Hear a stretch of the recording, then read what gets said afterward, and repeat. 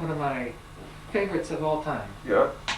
That's My Wee Maggie. Oh, yeah, Wee Maggie. What is it again? My Wee Maggie is a Wee Maggie. traditional travelling tale. And to fully understand about this story, you must, the song of itself is not much good without the actual story itself. And it tells a wonderful story how these travelling people of Scotland had runaway marriages, you know. Young girls, we still have runaway marriages today. We had Gretna Green and all this thing. But back in my time in Argyll, about say 1914, the Gretna Green then was an old mill where all the youngsters used to run away and spend the night together in the barn among the straw. And one night on their own, then they were man and wife forevermore. And woe betide the man or the girl who left for any reason. The parents came down on them like a ton of bricks, they were very hard on them, sons and brothers. So this particular man who the story was written about had run off one night, and he was kind of ugly, you know. He was really ugly. In the words, he was really ugly. But he had run away with a beautiful young girl. She loved him. He's probably a nice boy for otherwise, you know, but he wasn't very handsome, to tell the truth. He wasn't very handsome. So then, round the campfire, the travellers gathered together and said, Johnny and Maggie has run away. So someone brought out a half of whiskey and had a drink. Parents brought it. Well, I said, we know where they're going. They'll go off. My mother and my father ran off to the same place long time ago. She was only 14. My father was 17.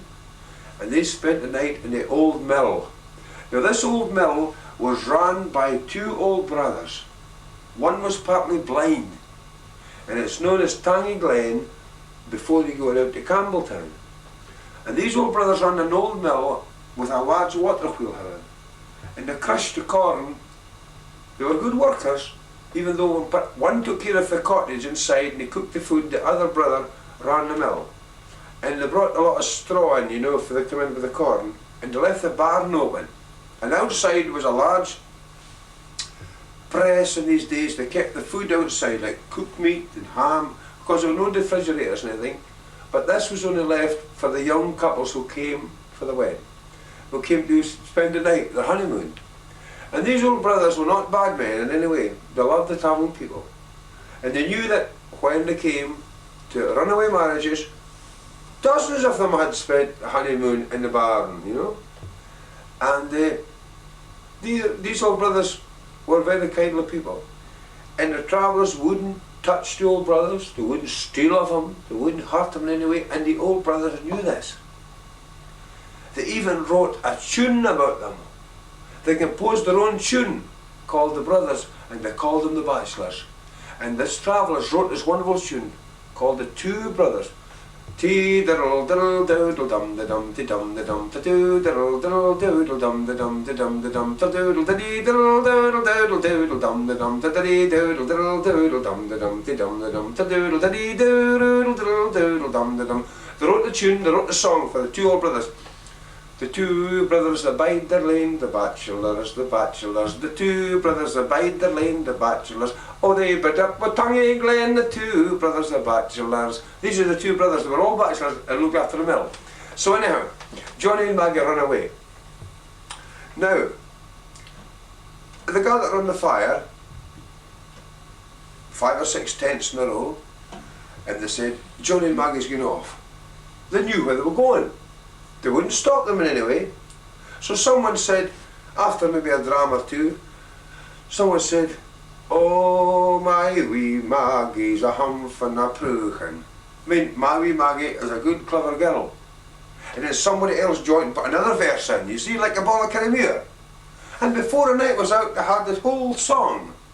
By a bit from you, maybe an uncle, an auntie, a brother-in-law, a sister-in-law. They all gathered together and they put pieces together.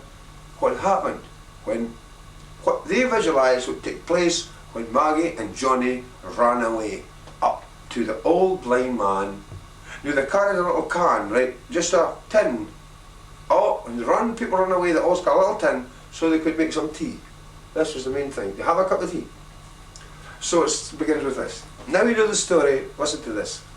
It sounds a wee bit primitive and complicated, but in these days it was wonderful. Oh, my wee Maggie's a humph and a pruch and a bunward sprachen, my wee Maggie. So Joanie with the bottle and Maggie with the can, up the glen to the Alblin man, up the glen to the Alblin man, their honeymoon they'll have there. So Joanie says to Maggie, oh, come into the shed, I will shake the stray, you can make the bed. This is the place where your mother she was wed, and we'll bang down the glen in the morning.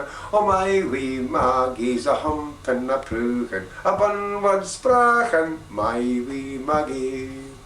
So Maggie says to Joanie, the kinches in the net, Manesca and Manesco, I'm sure that he will wait. The harbour for the kinches, oh, bang away to the skate, and we'll bang having to them in the morning.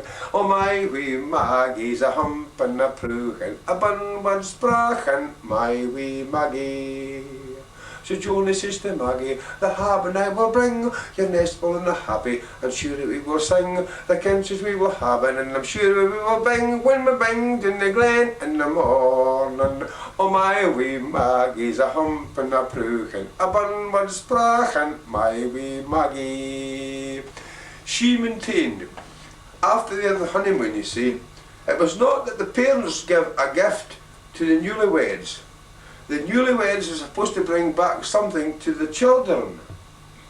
They had run away and they came back, and when they came back they brought some food back for the children, and then they had a feed and a celebrated, and then from that day on they were man and wife.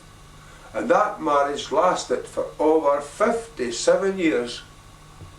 That's true. And Johnny, the man who they called him Monkey John because he looked a wee bit ugly, was my mother's cousin. And his wife Maggie produced a large family, and his grandson today is one of my dearest friends. A beautiful boy, married to a niece of Bessie's.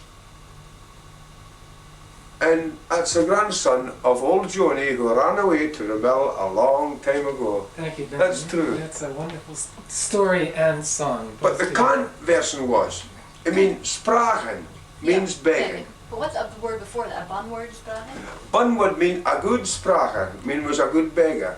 She was a good beggar. Maggie was bunward sprachen, mean she was a clever. Bunward moves back to when the Bunward goes back to a long time ago, to when they bundled up the wood in the picks, bundled the wood where the women was the slaves and they carried all the wood. You know, and Picts was like a lot like Indians. Or Pictish people like Indians. The woman was a slave, and she had to carry the wood and fetch the water, while the Picts were hunters and fighters. No Pict would do a woman's job. Woman's job was carrying the water and carrying the firewood.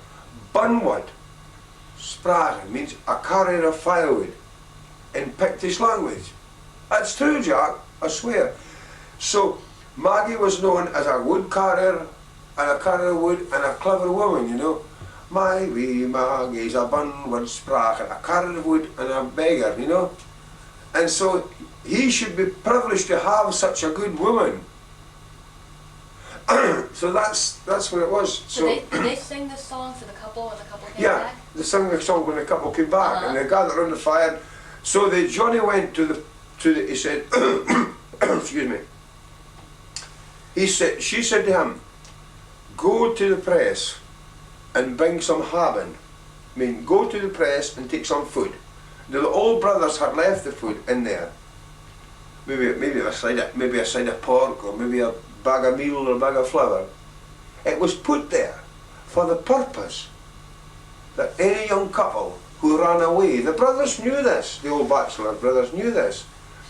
They knew the story as good as anybody else. and this piece of hung pork and a bag of meal was left in the press.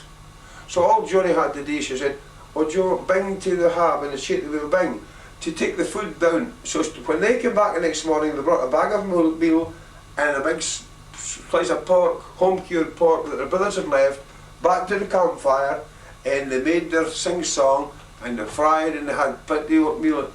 They had brought back presents after the honeymoon, and from that day on, they were man and wife, and they lived happy ever after. It was great. It was a great life for them. You see, these people were primitive savages, you know, but in their own way, they were good, kindly people. They had a sing-song, and Maggie lived for many, many years. She was just a lot of good sons and daughters, and grandsons today, and great-grandsons today. And as I tell you, Johnny died when he was 75, and he taught me many wonderful. I've stayed with him, I camped with him, I stayed beside him, and we sat there at Burnt Island in Fife in 1952, under a bush, while the kids and everyone was asleep. And Johnny told us these fantastic stories. He was in 1914 war. He lost his kneecap in the war. He was a good soldier during the war. He got his kneecap blown off, and he came back from the war. And he had such a large family, and he was a traditional singer, he was a storyteller, he could neither read or write, but even so he was ugly, he was a good man. And if I could go back to that day and sit with him under that tree again, listen to him, what I would really do now, I would sit a little longer. Yeah, it's true.